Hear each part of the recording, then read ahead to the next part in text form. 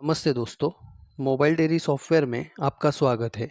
तो अभी हम जानने वाले हैं मोबाइल डेयरी सॉफ्टवेयर के दूध बिक्री इस ऑप्शन के बारे में। तो अगर आपको दूध की बिक्री इस चीज़ की अगर कभी आपको एंट्री करना है तो आप दूध बिक्री इस ऑप्शन में जाके एंट्री कर सकते हो। तो किस प्रकार होगी मैं अभी आपको ये दिखाने वाला हूँ। एप्लीकेशन ओपन करने के बाद मेन पेज पे दूध बिक्री इस ऑप्शन में हमें आना है।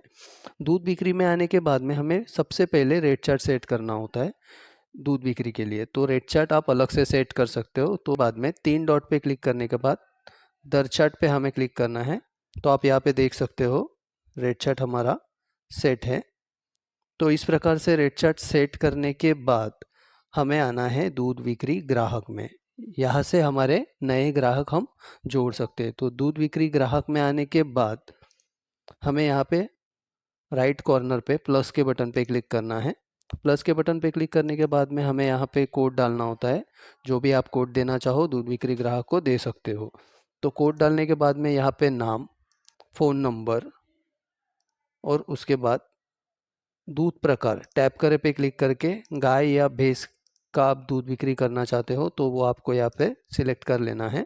उसके बाद में गाय के दूध का दर ये एज पर रेट चार्ट रहेगा। तो एज पर रेट चार्ट भी आप रख सकते हो। उसके बाद यहाँ पे rate chart minus penalty, rate chart plus bonus, fix rate, manual rate entry और ऑल मैनुअल रेट एंट्रीज भी आप कर सकते हो। तो ये होने के बाद नीचे हमें पता, गांव, तहसील, जिला और अधिक जानकारी, तो ये सारी जानकारी भर के हमें इसे सेव कर लेना है। तो सेव करने के बाद में जो भी आपने ग्राहक जोड़ा हुआ है वो आपको इस लिस्ट में दिखाई देगा कोड के हिसाब से। तो ग्राहक जोड़ने के बाद हमें एक स्टेप बैक आके यहाँ पे प्लस बटन दिखाई देता है। यहाँ से हम दूध बिक्री की एंट्री जोड़ सकते हैं। जैसे कि प्लस बटन पे हमें क्लिक करना है। यहाँ पे कोड हमें डालना है सुबह का या शाम का, जो भी आप संग्रह यहाँ पे मतलब दूध एंट्री का जो एंट्री आप करना चाहते हो तो यहाँ पे उस हिसाब से सिलेक्ट करना है। यहाँ पे गाय या भैंस का आप एंट्री करना चाहते हो वो सिलेक्ट करके यहाँ पे हमें लीटर डालना है। उसके बाद में फैट और एस एन एफ डालने के बाद यहाँ पे आप देख सकते हैं रेट चार्ट के हिसाब से यहाँ पे रेट यहाँ पे इनको आ चुका है 26 रुपये 50 पैसे। तो 5 लीटर के हिसाब से इनका 132 रुपये 50 पैसे हो चुका है। उसके बाद हमें यहाँ पे भुगतान किया ये ऑप्शन दिखाई देता है। यानी कि अगर कभी ये एंट्री करते समय मतलब 5 लीटर दूध दूध बिक्री ग्राहक ने आपसे लिया और उसी वक्त आपको कुछ भुगतान उस दूध का किया हुआ है, जैसे कि 100 रुपये 50 रुपये जो भी उन्होंने आपको दिए हुए हैं तो वो आपको यहाँ पे डालने हैं। तो भुगतान किया में हमने 100 रुपये डालने के बाद यहाँ पे ऊपर का 32 रुपये 50 पैसे शेष राशि में दिखा रहा है। तो इसको हमें इस प्रकार से सेव कर लेना है। तो आप देख सकते हैं शाम की एंट्री हमारी यहाँ पे हो चुकी है। 3.5 फैट, 8.5 एस और उनका दूध का रकम 132 रुपये 50 पैसे हो चुका है। तो इस ग्राहक का 10 दिन का भुगतान हम किस प्रकार से निकाल सकते हैं। तो दूध बिक्री में हमें बिल ये ऑप्शन दिखाई देता है। बिल इस ऑप्शन में आने के बाद में हमें नया भुगतान बनाओ इस ऑप्शन में आना है। तो आप यहाँ पे देख सकते हो जो हमने उस ग्राहक की एंट्री की थी 21/6 से 30/6 में वो एंट्री हमने की हुई है।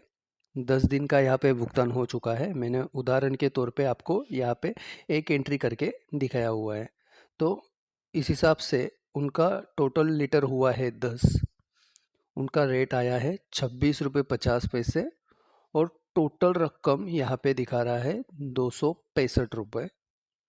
उसमें से हमने इनके 100 रुपये जमा किए हैं, जैसे कि सुबह की एंट्री में 100 रुपये और शाम की एंट्री में 100 रुपये, यानी कि 200 रुपये हमने इनके जमा कर दिए हैं। तो आप देख सकते हो यहाँ पे 100 रुपये जमा जो किए हुए हैं वो हमें दिखाई दे रहे हैं। और पिछला बकाया बाकी जो दिखा रहा है वो 35 है और देय राशि यहाँ पे 100 रुपये दिखा रहा है। तो इस प्रकार से हम इसे सेव कर सकते हैं। सेव करने के बाद हमें भुगतान में वो भुगतान दिखाई देता है 21 जून से लेके 30 जून 2025 का। आप भुगतान को ओपन करके यहाँ से पीडीएफ इस प्रकार बना सकते हो। तो आप देख सकते हो यहाँ पे पीडीएफ बन चुका है।